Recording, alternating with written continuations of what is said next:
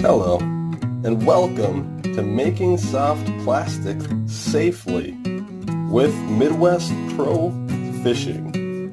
Today, we're going to be going over some of the items that we have here that have to do with the safety involved in making soft plastics. Now, when you're making beautiful lures like these, folks, you got to make sure you're doing it safely. There's a lot of health hazards. There's a lot of different things that can go wrong. And if you're not properly prepared, you may not know what to do in case if those things happen. And you also want to know how to prevent those things from happening in the first place. Now, our first item we have here is a respirator. Do not skip out on this, folks. The smell is terrible for one. I hate the smell. It's terrible. Some plastics have different smells and whatnot. I know, like dead-on plastics, it smells a little better. There's things like Mans, they use different scents and whatnot. And theirs definitely smells a bit better. But overall, the smell of it is terrible. And not to mention the toxicity of it. When you're cooking this stuff, you're getting it, 350, 375 sometimes. Even you may burn it sometimes. You never know. And the fumes, they just keep coming and coming. Well, you pop this bad boy on. You don't smell anything. You don't taste it. You're not going to be eating your plastics. So that's good. It's going to save your life, really. This stuff has chemicals in it. Plastisol, it has chemicals in it that, they're called phthalates. And from my understanding, they can cause cancer.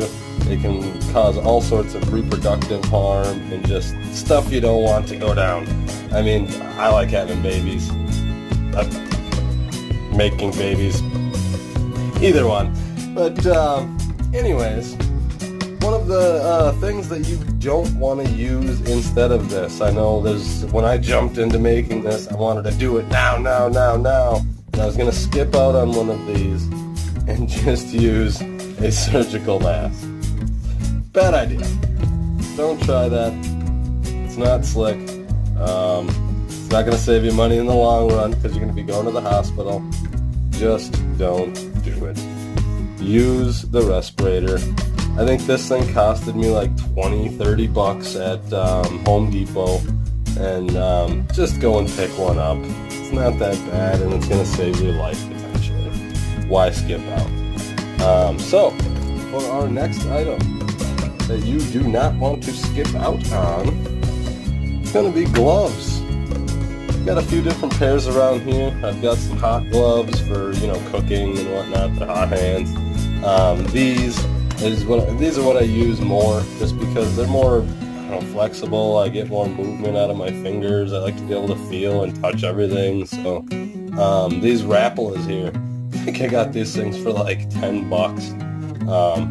They've gotten them at like Bass Pro Shops, I think, down in Illinois. They've got this little hard grip on the on the palm there. And it protects you from the heat as well. Your hands don't get hot. When you're whipping that stuff up, got a little stir stick that I use here. It's actually a fish descaler, and it's actually still got some plastic on there. But when you're whipping it up, you're stirring like crazy sometimes. You're just getting into it. That stuff will whip up, whip around and whatnot. Don't let it get on your hands. Wear gloves. It's burning. It's 350-degree hot plastic. And, I mean, from what I know, it's hot plastic. It's melted plastic. It'll burn your skin from the inside out. Don't mess with that, folks. Get yourself a good pair of gloves. Don't wear a little, crappy pair either. Don't skip out. Get something decent that's also going to be comfortable. That's one thing that I made sure of. Our next item on the agenda here, safety glasses. I sometimes forget to wear these bad boys, and sometimes you get an air bubble. Sometimes you get this little pocket. It'll shoot the hot plastic right up at you. It's not cool. Don't let it happen. Don't take the chance. Your eyes are important. I like being able to see what I'm making. I'm sure you do too. Go and get yourself a pair of some sunglasses. Sunglasses. I don't even know what I'm saying. It's like 2 in the morning, 3 in the morning here, folks. I'm going crazy. 3M, Stanley, there's so many different safety glasses out there. Just go get yourself a nice cheap pair. Doesn't got to be the best of quality. These things aren't. Just some cheap ones I picked up for maintenance around the house. Um, another thing when you're wearing those gloves, another reason to wear those gloves anyways, is when you're trimming up these baits, which is exactly what these guys are waiting for. You can see this guy needs to be trimmed. It's one of my custom color creations there. Not even sure what to call it yet, but I love it. Same as this. I love it. It's might just be party in the water. Who knows? Um, but yeah, when you're cutting those bad boys up, you're using some real sharp precision scissors. You're using something like that. You're gonna want to make sure you're wearing gloves so you're not poking and stabbing yourself. I mean, don't don't mess up your hands. We use them. It's what we use for our craft, our hobby, our sport.